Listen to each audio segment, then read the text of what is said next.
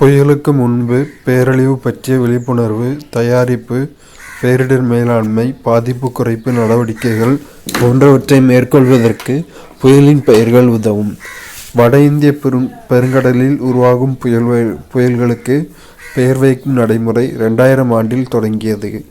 புதுதில்லியில் உள்ள உலக வானிலை அமைப்பின் மண்டல சிறப்பு வானிலை ஆய்வு மையம் 2004 செப்டம்பரில் இருந்து புயல்களுக்கு பெயர் வைக்க 64 பெயர்களை பட்டியலிட்டுள்ளது. வங்கதேசம், இந்தியா, மாலத்தீவுகள், மியான்மர், ஓமன், பாகிஸ்தான், இலங்கை, தாய்லாந்து ஆகிய நாடுகள் இந்த பெயர்களை வழங்கியுள்ளன. இதில் இந்தியா கொடுத்து ஏற்கனவே பயன்படுத்தப்பட்ட பெயர்கள் அக்னி, ஆகாஷ், பிஜ்லி, ஜல் 4 பூதங்கள், கடைசியாக லஹர் அலை.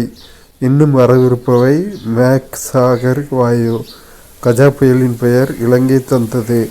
அடுத்து வந்த பைட்டி புயல் பெயர் தாய்லாந்து தந்தது.